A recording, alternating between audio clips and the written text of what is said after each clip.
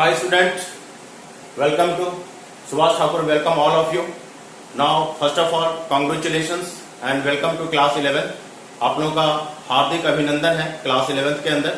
अभी अभी आप क्लास 10 से क्लास 11th के अंदर आए हैं एंड मोस्ट प्रोबेबली अभी कई बच्चे डाइसी हैं कि उनको कॉमर्स लेना है, साइंस लेना है या फिर ह्यूमैनिटीज के अंदर जाना है.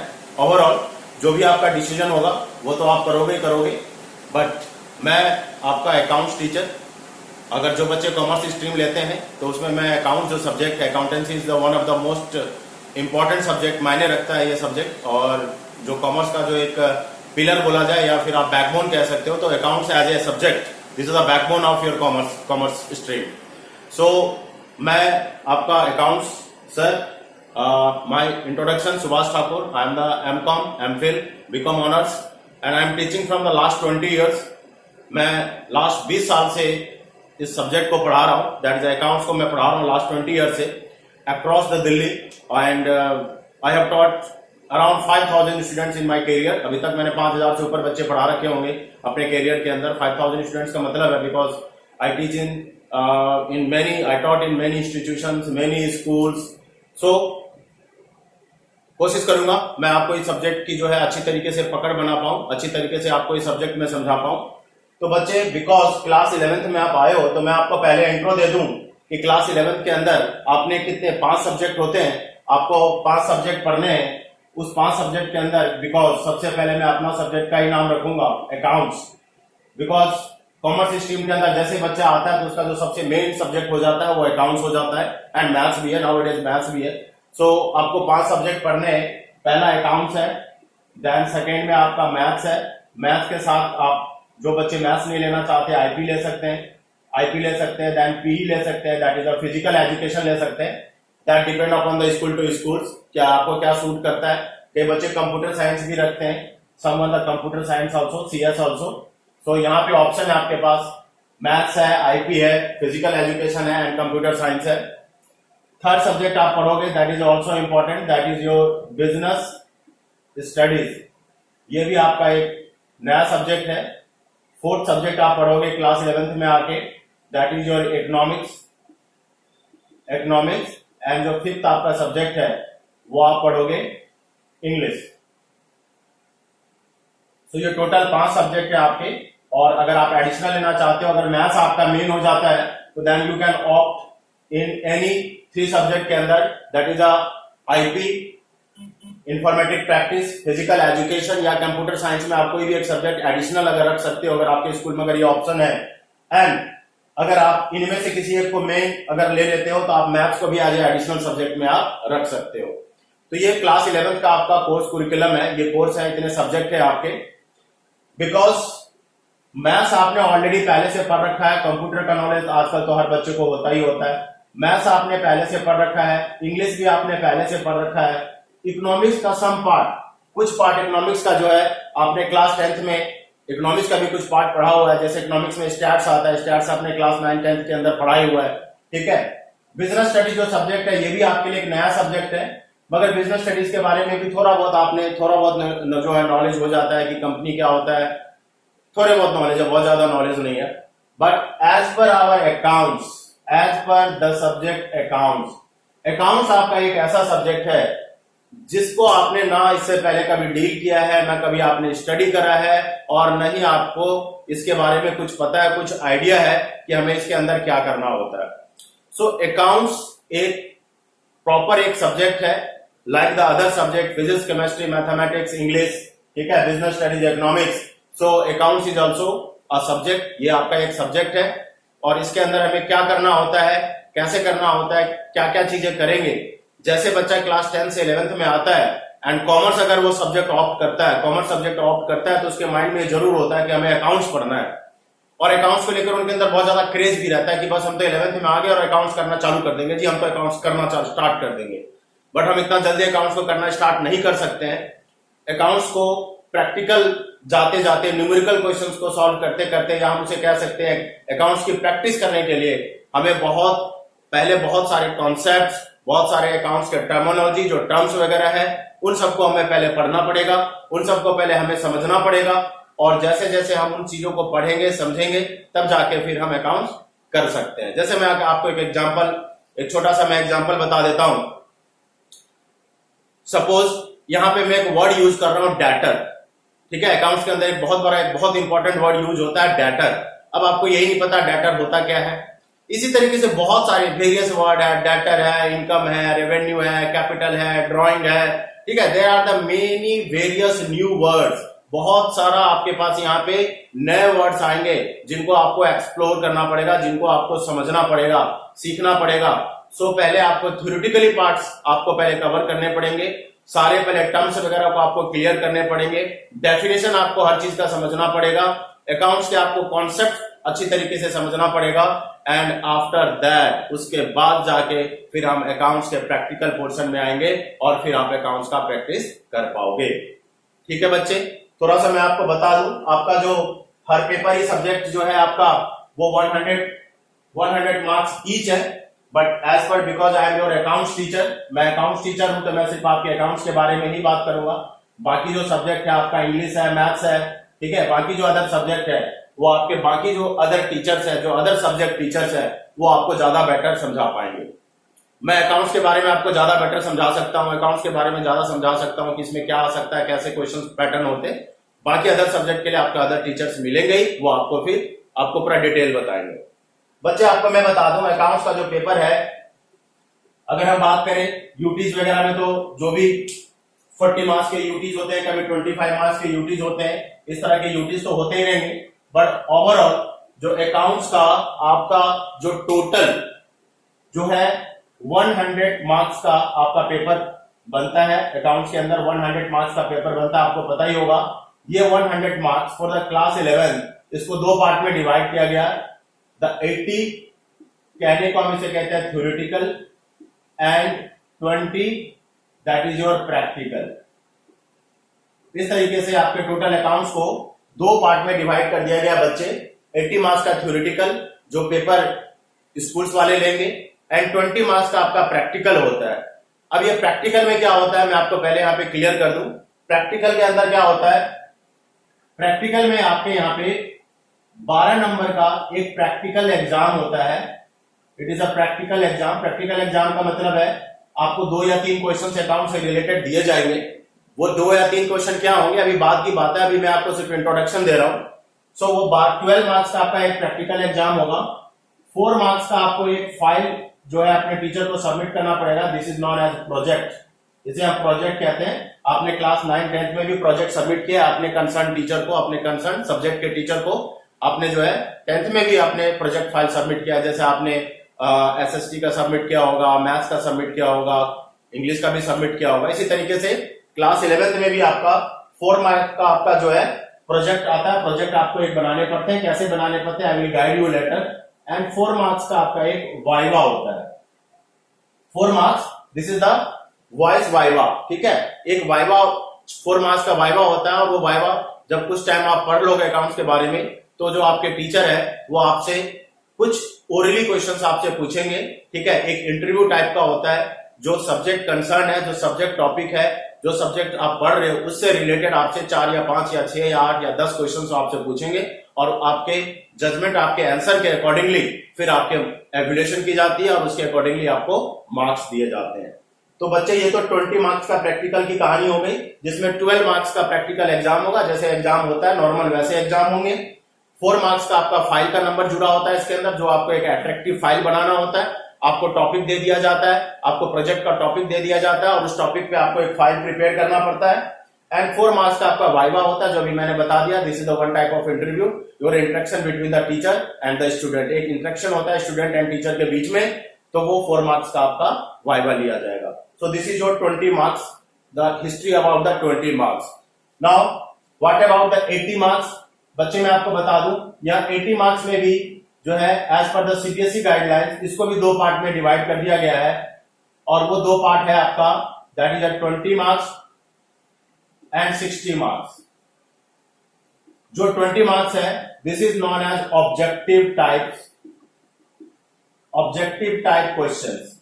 इसके अंदर आपसे क्या पूछे जाएंगे, objective type question. Objective type questions का मतलब होता है ये जो 20 मार्क्स का होगा, ये 20 मार्क्स का होगा 1 into 20. That means the examiner ask 20 question 1 mark each. 20 question होंगे आपके जो totally depend upon the theory. जो पूरा का पूरा अकाउंट्स का जो थ्योरी है, आपको बता दूं अकाउंट्स वाली प्रैक्टिकल सब्जेक्ट नहीं है, इसके अंदर हर चैप्टर के अंदर थ्योरी भी है. बिना थ्योरी के कॉन्सेप्ट पर आप अकाउंट्स कर ही नहीं सकते. So account is not 100% as a practical paper like a maths. जैसे मैथ्स के अंदर कोई थ्योरी नहीं है, फॉर्मूलेज है, फॉर्मूले अप्लाई करना है और आपको जो है क्वेश्चन की प्रैक्टिस करना है, but not about the accounts. It is not in case of your accounts. In accounts your 70% is your practical portions and 30% is your theoretical portion. Practical and theoretical part दोनों हमें अच्छे तरीके से करने पड़ते हैं. सो 20 मार्क्स का ऑब्जेक्टिव क्वेश्चन किया जाएगा जिसमें सारे के सारे थ्योरी के क्वेश्चंस आते हैं. इस ऑब्जेक्टिव क्वेश्चंस के अंदर जो पहला जो है, इसके अंदर आ जाता है एमसीक्यू. नाम सुना होगा आपने. This is the multiple choice question. एक क्वेश्चंस होंगे और उनके 4 ऑप्शंस होंगे और उन 4 ऑप्शंस में से आपको एक ऑप्शन फाइंड आउट करना है. ठीक है, that is MCQ. And what are the another fill in the blanks. Fill in the blanks आते हैं. एंड तीसरा इसके अंदर एमसीक्यूज हो गए, फिल इन द ब्लैंक्स हो गए and true and false. True and false. इस तरीके से आपके, या फोर्थ में ये भी हो सकता है डेफिनेशन या मीनिंग पूछ लेते हैं. Definition and meanings. जो अकाउंट्स के कुछ टर्म्स हैं उनके डेफिनेशन या मीनिंग आपसे पूछे जा सकते हैं. तो ये तो 20 मार्क्स का 1 मार्क्स का 20 क्वेश्चन आपसे पूछा जाता है अकाउंट से रिलेटेड, थ्योरी से रिलेटेड, जिसका आपको आंसर देना होता है. तो 20 मार्क्स तो 80 में से 20 मार्क्स तो आपके इन्हीं के हो गए जो कि totally depend upon your the theoretical structure. पूरा का पूरा थ्योरेटिकल स्ट्रक्चर के ऊपर ये हमारा डिपेंड करता है बच्चों. फिर बचा हमारा 60 मार्क्स. अब ये जो 60 मार्क्स है इसके अंदर पूरे के पूरे प्रैक्टिकल क्वेश्चंस आते हैं. दैट इज हम कह सकते हैं यहाँ पे it all comes the numerical questions. सारे के सारे 60 मार्क्स के न्यूमेरिकल क्वेश्चंस होते हैं जिसके अंदर short question that is 2 marks, 3 marks and 4 marks. Then long questions पूछे जाते हैं. Long question 6 marks and 8 marks. ये इस तरीके से जो है न्यूमेरिकल क्वेश्चंस का जो है पैटर्न बनता है क्वेश्चंस के अंदर. So these all about your 11th course curriculum. ये क्लास 11th का अकाउंट्स का मैंने कोर्स कुरिकुलम आपको बताया है कि अकाउंट्स के अंदर हमारे कोर्स के अंदर कोर्स का क्या स्ट्रक्चर है. हमें इस तरीके से क्वेश्चन जो है फाइनल में या आपका जो मिड टर्म आता है उनमें इस तरह के क्वेश्चंस जो है आपके टोटल 100 मार्क्स का पेपर होगा. 80 मार्क्स का थ्योरेटिकल पेपर लिया जाएगा एंड 20 मार्क्स का आपका प्रैक्टिकल लिया जाएगा. एंड बीच में जो यूटीज होते हैं उनकी जो है अलग कहानी है. Some UTs in 40 marks, some UTs in 20 marks. That depend upon the schools. It's totally depend upon the school to schools. So ये मैंने आपको सबसे पहले अकाउंट्स का एक मार्किंग स्कीम बताया है कि आपका माइंड फ्रेम सेट रहे कि हमें ऐसे तैयारी करना है और हमारे साथ आगे चल के इस तरीके के क्वेश्चन या इस तरीके का हमें जो है सेट करना पड़ेगा माइंड को. So these are the first of all marks distribution of your class 11th accountancy. ये अकाउंटेंसी का आपका मार्क्स डिस्ट्रीब्यूशन है. इस तरीके के क्वेश्चन के पैटर्न आते हैं. सो नाउ बच्चे, मार्क्स करने के बाद अभी आपको लग रहा होगा सर ने स्टार्ट तो नहीं करा, पहले ही मार्क्स बता दिए कि ऐसे ऐसे नंबर के ऐसे ऐसे आएंगे. तो आपको लग रहा होगा ठीक है, इस कहानी तो शुरुआत हुई नहीं है, ट्रेलर स्टार्ट हुआ नहीं और पिक्चर का एंड जरूर बता दिया, क्लाइमेक्स पहले ही खत्म कर दिया कि 100 नंबर की पहले ही डरा दिया सर ने कि 100 नंबर का पेपर होना है और 100 नंबर के पेपर में 80 नंबर ऐसे आ रहे हैं, 20 नंबर 80 आ रहे हैं. क्या करे बेटा, आदत से मजबूर है, टीचर है, टीचर की नजर हमेशा मार्क्स पे ही रहती है. ठीक है, हमें तो भैया बच्चों से अच्छे मार्क्स चाहिए, बहुत अच्छे अच्छे नंबर चाहिए. 100 में से हमें 100 चाहिए. हमारा टारगेट तो ये होता है 100 में से 100 नंबर आपसे छीन लूं. मगर आप लोग इतने कंजूस हो, 100 में से देते बहुत कम हो. ठीक है ना, तो थोड़ा कंजूसी कम करो. हमारा पेट नहीं भरता, आप जितना कम नंबर हमें देते हो उतना हम भूखा रह जाते हैं. तो ट्राई करो कि पूरे के पूरे 100 नंबर हमें दे दिया करो. ठीक है, अपने पास मत रखा करो, कंजूसी मत करो. कंजूसी करके कहीं जाना नहीं होता है. तो ट्राई करोगे कि सबको 100 के 100 नंबर दे दिया जाए. ठीक है. सो बच्चे, नेक्स्ट हम स्टार्ट करते हैं. बिकॉज अकाउंट्स जो है आपका एक नया सब्जेक्ट है, बिल्कुल एक नया सब्जेक्ट है. इससे पहले आपने इसका कोई ABCD भी नहीं पढ़ा है, आपको कुछ भी नहीं पता है. और अगर आप क्लास 10th के बाद अगर आप बुक ले आए हो, उसमें से कुछ अगर पढ़ रहे होगे, ठीक है, कुछ चीजें पढ़ रहे होगे, कुछ चीजें समझ में आ रही होगी, कुछ चीजें नहीं समझ में आ रही होगी, then that is a different matter. अगर आप अपने से पढ़ रहे हो, खुद से पढ़ने की कोशिश कर रहे हो, खुद से वर्ड्स वगैरह को समझने की कोशिश कर रहे हो, तो इससे बढ़िया कोई काम नहीं हो सकता है, ठीक है। बट मेरा काम है, बिकॉज मैं ये लेके चलूंगा कि आप 0 लेवल पे हो। मेरा काम ये है, बिकॉज मैं डिफरेंट जगह पे अपनी क्लासेस एंड लेक्चर देता हूं, तो मेरे लिए ये है, अभी आप अगर सामने बैठे हो तो मेरे लिए आप ऑल द 0, मैं ये मान के चल रहा हूं कि हम बिल्कुल 0 ग्राउंड लेवल से हम स्टार्ट करेंगे और बिल्कुल अच्छी तरीके से स्टार्ट करेंगे। एक एक पॉइंट को क्लियर करेंगे, एक एक चीज को, एक एक कॉन्सेप्ट को समझेंगे, एक एक वर्ड को क्लियर करेंगे, और जैसे जैसे हम आगे बढ़ेंगे, जैसे जैसे एक एक चीज को हम क्लियर करते चले जाएंगे, वैसे वैसे आपको बेटा अकाउंट समझ में आने लग जाएगा और आपको अकाउंट्स करने में बहुत ही मजा आएगा। मैं आज आपकी 11th का पहली क्लास है, पहला क्लास मैं स्टार्ट करने वाला हूं। दैट मीन्स, इट मीन्स कि क्लास 11 ABCD में आपको सिखाने वाला हूं अकाउंट्स का। जैसे हम बिल्कुल स्टार्ट में नर्सरी में जाते तो हमें सबसे पहले ABCD सिखाया जाता है, तो ये आप ये मान के चलो क्लास 11th कॉमर्स का ABCD मैं स्टार्ट करने वाला हूं, ठीक है। आपको मैं यहीं पे एक वार्निंग दे देता हूं, यहीं पे एक वार्न करता हूं कि ये जो सब्जेक्ट है, आपने इसमें जितना इंटरेस्ट लिया, आप इसमें जितना दिल लगाओगे, ये आपको उतना प्यार करेगा, आपको उतना अच्छा रिजल्ट देगा। और इसमें अगर आपने थोड़ा भी डिसइंटरेस्ट दिखाया, ये सब्जेक्ट आपको लपेट के रख देगा, ठीक है। ये कहने को बहुत ही आसान है, कॉन्सेप्चुअल है, कॉन्सेप्ट के ऊपर डिपेंड करता है, हम इसमें कोई भी रट्टाफिकेशंस नहीं कर सकते हैं। इसमें आने वाला 2 वर्ड बहुत ज्यादा इस्तेमाल होता है, डेबिट एंड क्रेडिट। पूरा अकाउंट्स हमारा सिर्फ डेबिट और क्रेडिट है बच्चों। हम जैसे जैसे आगे बढ़ेंगे, आगे आपको डेबिट क्या होता है, क्रेडिट क्या होता है, सारी कहानियां मैं आपको समझाऊंगा। मगर मेरा यहाँ पे काम है आपको वार्न करना।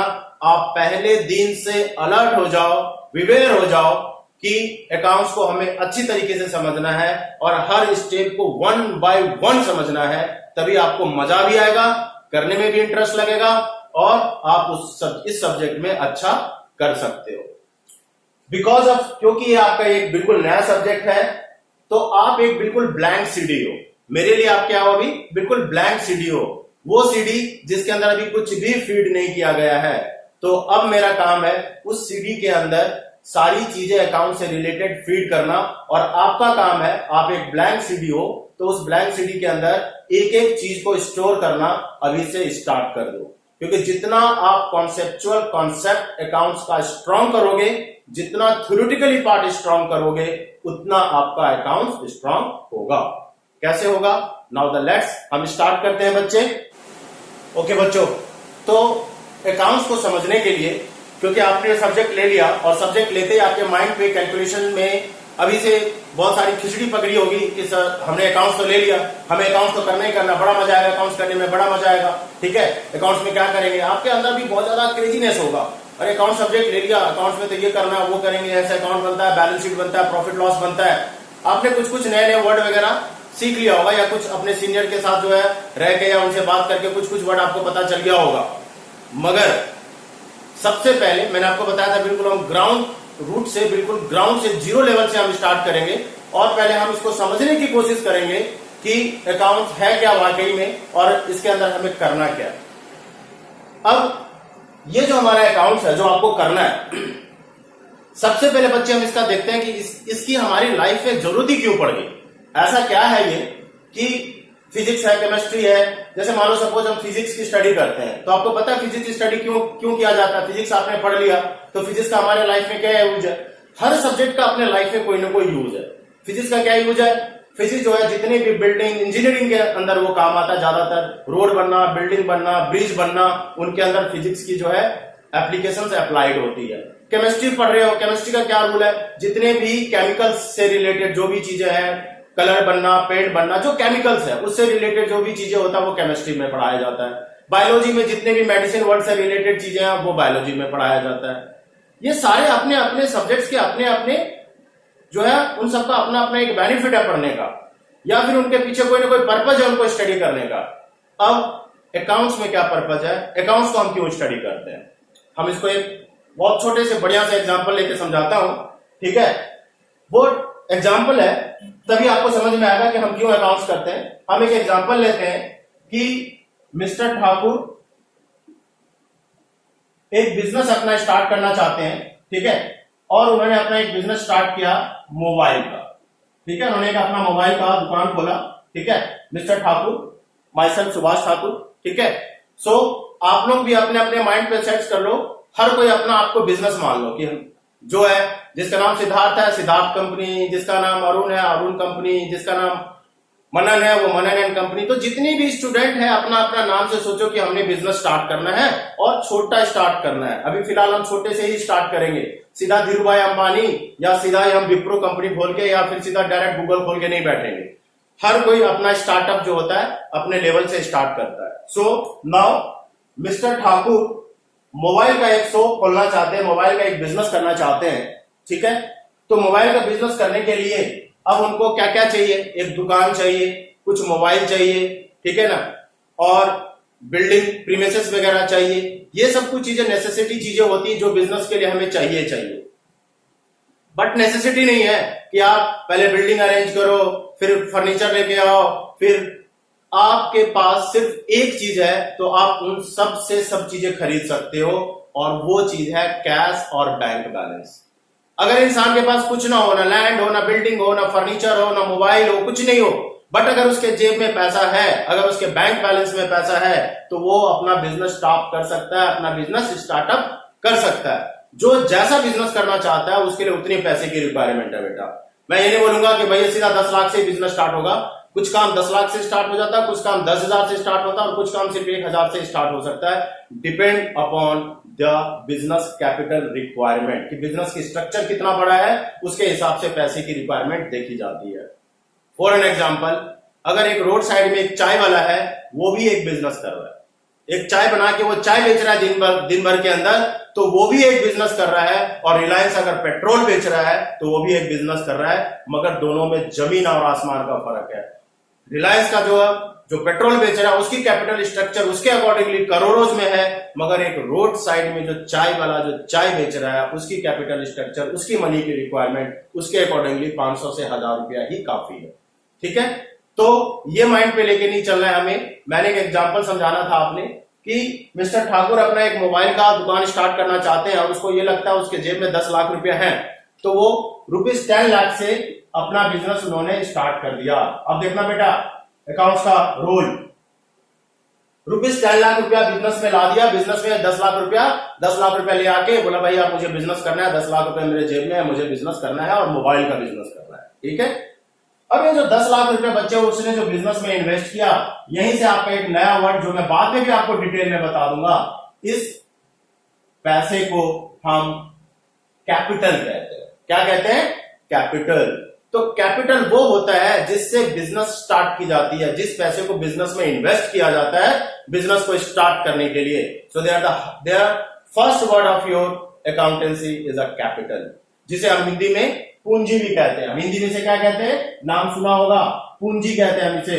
जिनके फादर बिजनेसमैन है, ठीक है, उनका तो पता ही है, घर में बहुत बार यूज करता है, ये पूंजी टूट गया, पूंजी बन गया, पूंजी ले गया, पूंजी खत्म हो गया, ठीक है, that is known as a capital, ठीक है। वो हमारा क्या है? कैपिटल है, जिससे हमने बिजनेस स्टार्ट किया है, हमने जो बिजनेस में पैसा लगाया है वो हमारी पूंजी बन जाती है, वो हमारा कैपिटल कहलाता है, ठीक है। अब मिस्टर ठाकुर ने अपने मोबाइल को शो करने के लिए सिर्फ 10 लाख रुपया लेके बिजनेस में आया। यहां अभी अकाउंट की कोई जरूरत नहीं है, 10 लाख रुपया कुछ हुआ ही नहीं है, 10 लाख रुपया याद रहेगा। मगर मिस्टर ठाकुर क्या 10 लाख रुपया लेके बैठ के डेली खोलेगा, देखेगा बैग में 10 लाख रुपया और घर चला जाएगा? फिर नेक्स्ट डे आएगा, फिर बैग खोलेगा, अरे भाई 10 लाख रुपया तो है, मुझे बिजनेस करना है, घर चला जाएगा? ऐसा चल सकता है क्या? नहीं। तो उसको क्या करना पड़ेगा? अब उस 10 लाख रुपए को उस बिजनेस, ये जो कैपिटल है, उसको अपने बिजनेस रिसोर्सेस बनाने पड़ेंगे। क्या बनाना पड़ेगा बेटा? बिजनेस रिसोर्सेस उसको करने पड़ेंगे। जैसे 10 लाख रुपया ले आया, 10 लाख रुपए में उसको सबसे पहले एक प्लेस चाहिए। सपोज वो प्लेस अभी नहीं खरीद सकता, उसके पास अभी इतना पैसा नहीं है कि सीधा बिल्डिंग ही खरीद ले। कोई जरूरी नहीं है कि बिजनेस कर रहा है तो सीधा बिल्डिंग खरीद के ही हमें बिजनेस करना है जी, हम रेंट पे भी ले सकते हैं। तो उसने क्या करा, क्योंकि बिजनेस हमें प्रीमिसेस की जरूरत है, एक दुकान की जरूरत है, एक शॉप की जरूरत है मिस्टर ठाकुर को। तो मिस्टर ठाकुर ने क्या किया, 2 लाख रुपया as a security as a security पे एक दुकान ले लिया जिसका रेंट 10,000 पर मंथ उसको पे करना है। पहला स्टेप देखो अब स्टार्ट हो गया। पहला स्टेप उसने क्या किया, उस 10 लाख रुपए में से 2 लाख रुपए इन्वेस्ट कर दिया, एज ए ऑनर को दे दिया एज ए सिक्योरिटी, और अपना रेंट पे एक शॉप जो है उसने ले लिया। परचेज नहीं किया, अभी फिलहाल उसने रेंट पे ले लिया। दूसरा स्टेप वो क्या करेगा, दूसरा स्टेप उसने शॉप तो ले लिया, मगर शॉप आपको पता ही है बिल्कुल खाली होगा, क्योंकि जो रेंट पे देता है वो आपको कुछ भी इंफ्रास्ट्रक्चर बना के नहीं देता है। तो क्या खाली दुकान पे बैठ के मिस्टर ठाकुर, दुकान है बिल्कुल खाली, ना चेयर है, ना टेबल है, ना रैक है, कुछ नहीं है, तो क्या सीधा मोबाइल बोरी में भर के लाएगा, बैग में भर के लाएगा और लेके बैठ जाएगा फर्श पे कि चलो भाई कस्टमर आ रहे हैं, बैग खोला और मोबाइल बेच दिया। Can it possible? It's never possible nowadays. आज के दिन में तो पॉसिबल नहीं है। सब्जी बेचना हो तो बात अलग है, अगर मिस्टर ठाकुर सब्जी का काम करते तो ये काम कर सकते थे, बोरी में सब्जी लाया नीचे फर्श पे बैठ के बेच सकते थे, बट उसने बेटा मोबाइल का काम किया है, तो मोबाइल का काम के लिए उसको क्या करना पड़ेगा, अपना बिजनेस जो शॉप है उसका इंफ्रास्ट्रक्चर को चेंज करना पड़ेगा, थोड़ा अट्रैक्टिव बनाना पड़ेगा, थोड़ा सुंदर बनाना पड़ेगा, बिकॉज क्योंकि Nowadays it's a too much competition, क्योंकि उसी मार्केट में उनके बहुत सारे और भी कंपटीटर होंगे जो कि मोबाइल ऑलरेडी पहले से बेच रहे होंगे। तो मिस्टर ठाकुर को भी उनके लेवल पे, उनके कंपटीशन पे थोड़ा सा दुकान का इंफ्रास्ट्रक्चर के ऊपर पैसा खर्च करना पड़ेगा। अब उन्होंने मान लो सपोज 4 लाख रुपया इंफ्रास्ट्रक्चर पे लगा दिया। क्या करा उन्होंने, कुछ फर्नीचर परचेज कर लिया, कुछ उन्होंने लैपटॉप या डेस्कटॉप, क्योंकि बिजनेस के लिए चाहिए डेस्कटॉप लिया, कुछ उन्होंने जो है एसेसरीज वगैरह, जो नेसेसरीज एसेसरीज है दुकान को चलाने के लिए, वो उन्होंने परचेज करा। उन्होंने एक एसी लगा लिया, ठीक है, तो इस तरीके से एक एसी लगा लिया, एक फैन लगा लिया। तो इस तरीके से जो है 4 लाख रुपया उन्होंने क्या किया, शॉप के ऊपर जो है उन्होंने इन्वेस्ट कर दिया, क्योंकि करना ही पड़ेगा, शॉप को उसको बनाना ही पड़ेगा। सो दुकान की तैयारी हो गई, दुकान ले लिया रेंट पे और दुकान को सजा भी दिया। अब क्या इंफ्रास्ट्रक्चर तैयार करके मिस्टर ठाकुर डेली जाएंगे, चेयर पे बैठेंगे और घर वापस आ जाएंगे, ऐसा चलेगा? बिल्कुल नहीं चलेगा। ठीक है, अब उनको क्या करना पड़ेगा, अब उनको जो उनका टारगेट था कि भाई उनको मोबाइल अगर बेचना है तो उनको क्या करना पड़ेगा, अब मार्केट जाना पड़ेगा और मार्केट से मोबाइल जो है उनको परचेज करना पड़ेगा। सो द नेक्स्ट स्टेप, जो अपना वो मोबाइल परचेज करते हैं बेटा, उसको बिजनेस में कहा जाता है स्टॉक। अब वो अपने बिजनेस कमोडिटी के लिए स्टॉक परचेज करके लाएंगे। जो बंदा जिस चीज का बिजनेस करता है वो उनका स्टॉक होता है। और यहाँ पे एक नया वर्ड और आता है, it is also known as goods. हम इसको गुड्स कहते हैं। गुड्स का मतलब होता है business commodity. Any person to any business, उस पर्टिकुलर प्रोडक्ट को हम गुड्स कहते हैं। अगर मिस्टर ठाकुर मोबाइल का काम कर रहे हैं तो जितने भी मोबाइल है वो उनका गुड्स है। अगर कोई मिस्टर राम अगर ग्रोसरी शॉप चला रहा है तो जितने भी ग्रोसरी के आइटम है वो उनके गुड्स है। सो क्योंकि बिजनेस स्टार्ट करा है, मोबाइल बेचना है उनको, तो मोबाइल अगर बेचना है तो मोबाइल बेचने के लिए सबसे पहले क्या करना पड़ेगा उनको, मोबाइल को खरीदना पड़ेगा। क्योंकि it is not a free gift of nature. ये फ्री गिफ्ट ऑफ नेचर नहीं है पानी और हवा की तरह, या भगवान नहीं है कि रात में आके मोबाइल का बैग देके चले जाएंगे, बेटा कल इसको बेच देना। सो उनको अपने जो कैपिटल लगाया था, जो अपनी पूंजी लगाई थी, अभी पूंजी में अभी भी हम उनके पास 4 लाख रुपए बचे हुए हैं, वो उसी कैपिटल में से क्या करेंगे, अपने बिजनेस के लिए कुछ स्टॉक लेके आएंगे। ठीक है, मान लो सपोज वो स्टॉक लेके आते हैं, ठीक है, और स्टॉक लेके आ गई वो 6 लाख रुपया का। अब आप यहाँ पे चौंक जाओगे, अरे सर ये क्या कर दिया आपने। हाँ बच्चों, तो आप बोलोगे सर ये क्या हो गया, 6 लाख रुपए, भाई 2 लाख 4 लाख 6 लाख और 6 लाख 12 लाख, बंदे के पास पैसा तो 10 ही लाख रुपया था, ये कैसे पॉसिबल हो गया, ये कैसा जादू छा गया कि 6 लाख रुपए का। तो बच्चों यहाँ पे ध्यान रखो कि उसने गुड्स तो परचेज तो करे 6 लाख रुपए के, गुड्स जो है उसने 6 लाख के ही परचेज करे, मगर उस 6 लाख में क्या करा उसने, उस 6 लाख रुपए के अंदर 2 लाख रुपया जो है उसने कैश दे दिए और बाकी 4 लाख रुपए का उसने जो है क्रेडिट में, जिसे हम कहते हैं उधारी, क्रेडिट परचेज हम जिसे कहेंगे, आगे चल के हम ये सारा डिस्कस करेंगे। अभी तो हम सिर्फ इंट्रोडक्शन समझ रहे हैं अकाउंट्स की क्या जरूरत है हमें। उसने जो मार्केट से जो सामान जो उसने खरीदा है 6 लाख रुपए का परचेज किया हुआ है, मगर 6 लाख रुपए में सिर्फ 2 लाख रुपीज ही जो उसने जो है अभी फिलहाल अपने जहां से माल लाया था वो दिया है, बाकी 4 लाख उसने उधारी में लिया। ठीक है, क्योंकि बिजनेस है बच्चे, याद रखना आज के डेट पे जितना कैश पे ट्रांजेक्शन नहीं होता है बिजनेस के अंदर, उतना क्रेडिट में ट्रांजेक्शन होता है। अगर आप 5 लाख का माल लाते हो तो उसमें से 2 लाख 3 लाख रुपए उधारी होती है, 2-3 लाख रुपए का कैश होता है। यह हर बिजनेस के अंदर ये है। सो 6 लाख का स्टॉक ले आया, जिसमें से 2 लाख रुपए का उसने कैश परचेज करा और 4 लाख रुपए का जो है उसने जो है इसके अंदर जो है क्रेडिट बना लिया, मतलब बाद में वो पैसा देगा। इसका क्या होगा नहीं होगा बाद में देखेंगे, अभी तो हम देख रहे हैं हमारा स्टेप बाय स्टेप चल रहा है। अब स्टॉक ले आया, स्टॉक ले आने के बाद अब बच्चे उसको क्या करेगा, ये हमारा देखो पहला स्टेप गया, दूसरा स्टेप करा, तीसरा करा, चौथा स्टेप करा, पांचवा उसने क्रेडिट परचेज करा, छठे में जो है अब जो उसने गुड्स परचेज करके ले आया तो वंस अगेन वो डेली आके दुकान खोलेगा और अपने स्टॉक को देखेगा और देख के ताला बंद करके चला जाएगा। फिर नेक्स्ट डे आएगा दुकान में देखेगा, वाह कितने अच्छे अच्छे मोबाइल मैंने रखे हुए 6 लाख रुपए के, और देख के चला जाएगा। ये तो पॉसिबल नहीं है, क्योंकि मिस्टर ठाकुर तो बिजनेस करने के लिए बैठे हुए हैं, और कोई भी जो नॉर्मल कोई भी जो आइडियल पर्सन है वो भी ये काम नहीं करेगा। ठीक है, तो फिर क्या करेगा, जो सामान उसने परचेज किए बच्चे, मान लो 6 केस में अब सामान उसमें से सेल हुआ, और मान लो सपोज कि उसने 3 लाख रुपीज का अभी तक सेल कर दिया एक पर्टिकुलर डे या एक पर्टिकुलर वीक के अंदर। अब आप बोलोगे यहाँ पे कि सर गुड्स तो उसने 6 लाख के खरीदे, बेचा 3 लाख का ही है, तो बेटा अभी सिर्फ 3 लाख का सेल हुआ है, बाकी अभी स्टॉक उनके पास है। जैसे जैसे टाइम होगा वैसे, ऐसा नहीं है कि आपने आज 6 लाख रुपए का गुड्स लाया, सामान खरीद के ले आया, अब 6 लाख रुपए आज के आज ही बिक जाएंगे आपके। It will take the time, महीना 2 महीना 1.5 महीना, that depend upon business to business. अब यहाँ पे भी उसके साथ क्या हुआ, 3 लाख रुपीज का जब उसने सेल किया, उस सेल में भी 2 पार्ट हो गए। 1 लाख रुपया जो है कैश में आ गया, जो कस्टमर थे कैश में खरीद के लेके चले गए, बाकी 2 लाख रुपया का जो कस्टमर है वो क्रेडिट कस्टमर था, क्रेडिट सेल हो गया, जो कि बाद में पैसा देगा। अब इन सब के लिए अलग अलग वर्ड है, जैसे जैसे हम आगे बढ़ेंगे वैसे वैसे आपको समझ में आएगा। अभी तो हम कहानी ये तैयार कर रहे हैं कि सर कर क्या रहे हैं आप, कर क्या रहे हैं, हम क्या कर रहे हैं, अब मैं आपका इसका सस्पेंस खोल रहा हूं। देखो, एक सिंपल बंदा एक दिन ने डिसाइड किया कि उसको बिजनेस करना है, 10 लाख रुपया जेब में से चला, 10 लाख रुपया चलो भी हम बिजनेस करते हैं, 10 लाख में देखो पहला ट्रांजेक्शन फिर किया उसने, 2 लाख का सिक्योरिटी का रेंट ले लिया, रेंट पे शॉप ले लिया, फिर 4 लाख रुपए का furniture, laptop, computer, account, fan, ये सारी चीजें खरीदा। उसके बाद जो है स्टॉक लाया, स्टॉक जो है उसने 2 लाख रुपए का कैश खरीदा, 4 लाख रुपए का उधारी खरीदा।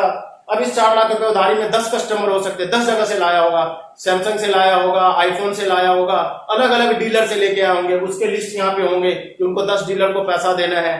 ठीक है, इसी तरीके से उसने सेल किया, जो कैश सेल किया एंड फिर जो क्रेडिट सेल किया, क्रेडिट सेल में उसने मान लो 5-6 बंदे को क्रेडिट सेल किया, मोहन को बेचा होगा, गोपाल को बेचा होगा, श्याम को बेचा होगा, उनके भी उसने लिस्ट तैयार किए।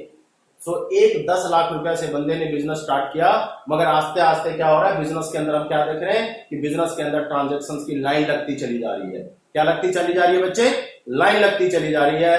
10 लाख रुपया कैश था, 2 लाख का प्रॉपर्टीज हो गया, 4 लाख रुपया का इंफ्रास्ट्रक्चर में चला गया, उसमें से फर्नीचर आया, एसी आया, फलाना ठिकाना रहता है। ठीक है, सो अब उसने यहां तक पहुंच गया।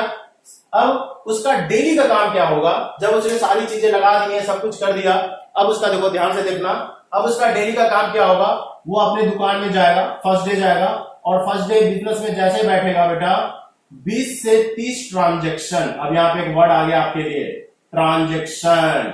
ठीक है, ये ट्रांजेक्शन क्या होता है, will be discuss on the definition, जब मैं डेफिनेशन समझाऊंगा तब, अभी कम सिर्फ इंट्रोडक्शंस ले रहे हैं कि 20 से 30 ट्रांजेक्शन किया। इस 20 से 30 ट्रांजेक्शन में क्या हुए होंगे, उसके कुछ सेल्स हुए होंगे, कुछ उसने सामान जो है बाहर से मंगवाए होंगे, कुछ उसने कैश में ट्रांजेक्शन किए होंगे, कुछ उसने बैंक से ट्रांजेक्शन किए होंगे। So there are the various transactions. एक दिन में बिजनेस में क्या होता है, वेरियस ट्रांजेक्शंस वो पास करता है। अगर वो फर्स्ट डे बिजनेस में गया और फर्स्ट डे बिजनेस में जाने के बाद इतनी सारी ट्रांजेक्शन जो उसने बिजनेस स्टार्ट करते वक्त किया, प्लस 20 से 30 ट्रांजेक्शन, 5-6 बार उसने सेल किए होंगे, 7-8 बार उसने परचेज किए होंगे, 2-3 बार उसने बैंक में जाके पैसे जमा कराए होंगे या निकाले होंगे। अगर वो शाम को घर जाता है आराम से और सारी चीजों को याद करने की कोशिश करता है, तो मे बी पॉसिबल उसको सारी चीजें याद आ जाए कि 10 लाख लगाया था, ये किया, सेल किया, इतना किया, परचेज किया, इतने अभी बंदे को पैसा देना है, इतने को देना है। इट्स पॉसिबल कि ये सारी काम 7 से 8 दिन में हुआ तो याद रख सकता है, यहां पे कोई प्रॉब्लम नहीं। ठीक है, आगे चलते हैं। सेकेंड डे फिर से बिजनेस में जाएगा और फिर से मान लो 40 से 50 ट्रांजेक्शन कर दिया। आज उसका दिन अच्छा था, उसने जो है सेल जो है 30 बार तो सेल ही कर दिया, 30 कस्टमर को सेल कर दिया, 2 बार बैंक चला गया, 1-2 बार अपने कस्टमर से पैसा मंगा लिया, 1-2 कस्टमर को पेमेंट कर दिया। तो इस तरीके से सेकेंड डे बिजनेस पे बैठ के उसने 40 ट्रांजेक्शन और पास कर दिए। अब ये काम उसका डेली का होगा। एक हफ्ता हो गया, पूरा 1 वीक हो गया, पूरे 1 वीक में उसने मान लो 1000 ट्रांजेक्शन कर चुके होंगे, या 1000 ज्यादा हो रहा, हम 500 लेके ही चलते हैं कि उसने सारे चीजें मिला के 500 ट्रांजेक्शन कर दिया होगा। उस 500 ट्रांजेक्शन में 300 सेल होगा, 100 बार परचेज होगा, 50-60 बार बैंक के ट्रांजेक्शन हुए होंगे, 50-60 बार जो है अपने कस्टमर से पैसा मंगाया होगा, 20-30 बार उसने अपने सप्लायर को पैसा दिया होगा, and the various type of the business transaction. Now can it possible? अब पॉसिबल है उसके लिए कि सारी ट्रांजेक्शन माइंड पे सेट करके चला जाए? Now difficulty arise. अब यहाँ पे क्या होने लग जाएगा, उसको प्रॉब्लम आने लग जाएंगी। 500 ट्रांजेक्शन प्लस ये बिजनेस के सारे item, it's not a possible human being, a single human being to learn all the transaction to his mind.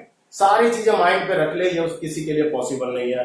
यहाँ तो मैं हफ्ते की बात कर रहा हूं, मंथ आएगा, मंथ के अंदर मान लो उसने 2000 ट्रांजेक्शन कर लिए, पूरा 1 साल आ गया, 1 साल के अंदर मान लो उसने पूरे 15000 ट्रांजेक्शन पास कर लिया अपने बिजनेस का, जिसमें बहुत सारे ट्रांजेक्शन हुए होंगे। क्या ये पॉसिबल है किसी ह्यूमन बीइंग के लिए कि पूरे साल का 15000 ट्रांजेक्शन यूं ही याद रख ले? नहीं पॉसिबल है। इट मीन्स उसको किस चीज की जरूरत पड़ गई?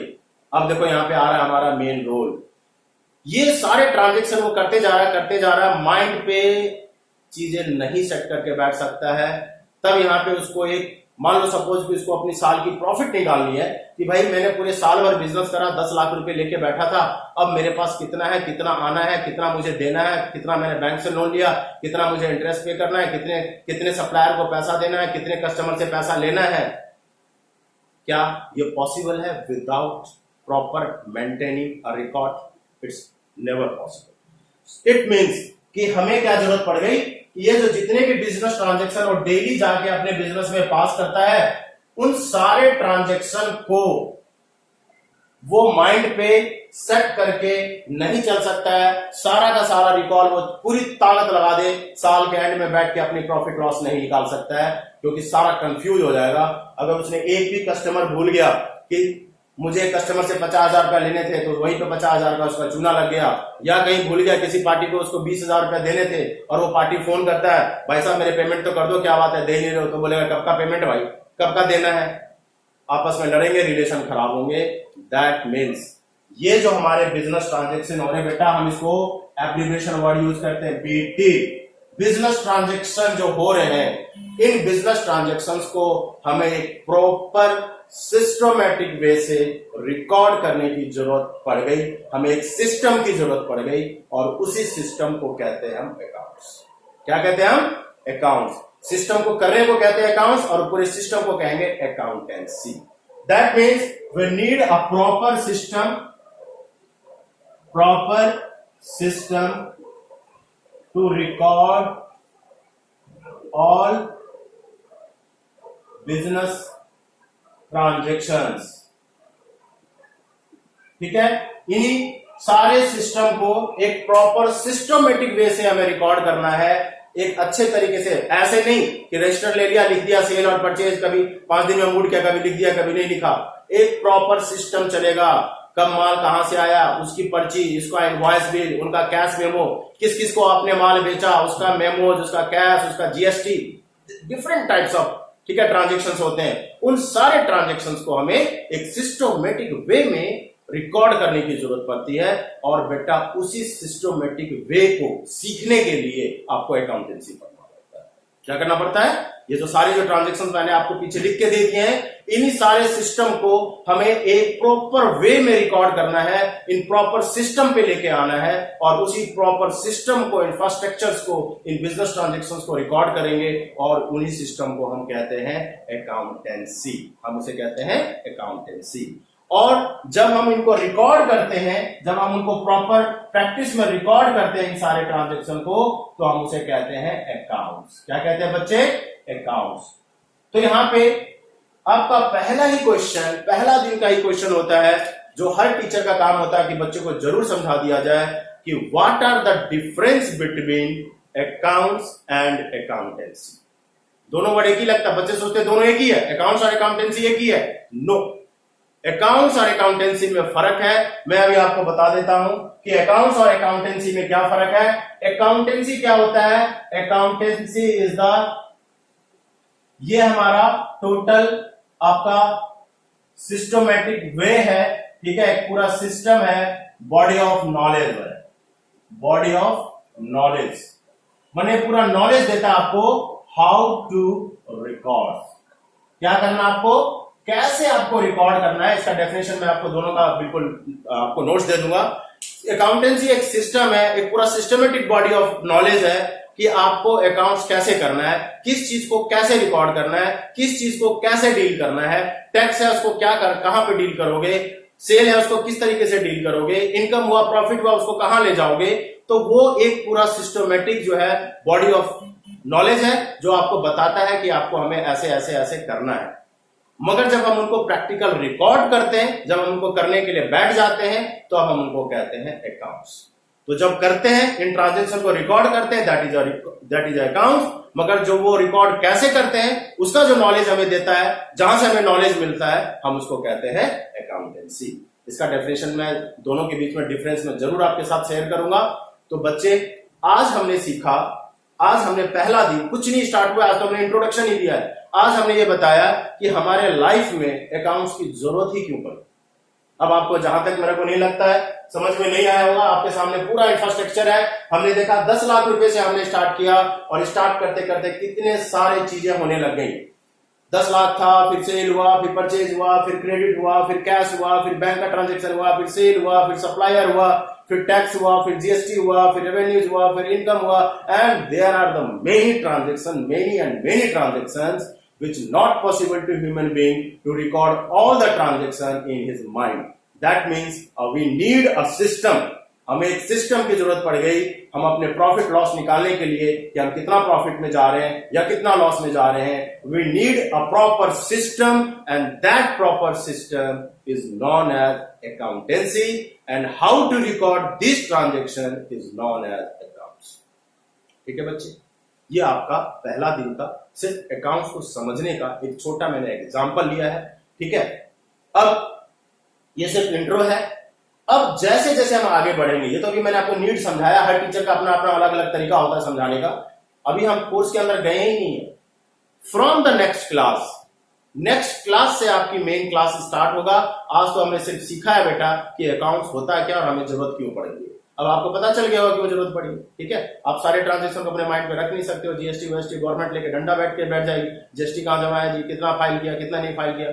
सो बहुत सारी इसकी चीजें हैं जो कि हम आने वाले क्लासेस में डिस्कस करेंगे। टिल देन बच्चे, जितना आप बुक से पढ़ सकते हो पढ़ो। So till then bye. फिर हम मिलते हैं नेक्स्ट क्लास में कुछ नया कॉन्सेप्ट, कुछ नई चीज, कुछ नया इंटरेस्टिंग टॉपिक लेके, जिससे आपको अकाउंट्स में मजा आ जाए। मेरी कोशिश यही रहेगी कि आपको अकाउंट्स अच्छा लगे, इंटरेस्टिंग लगे और आप उसको बहुत ही इंटरेस्ट से लो और इंटरेस्ट से पढ़ो।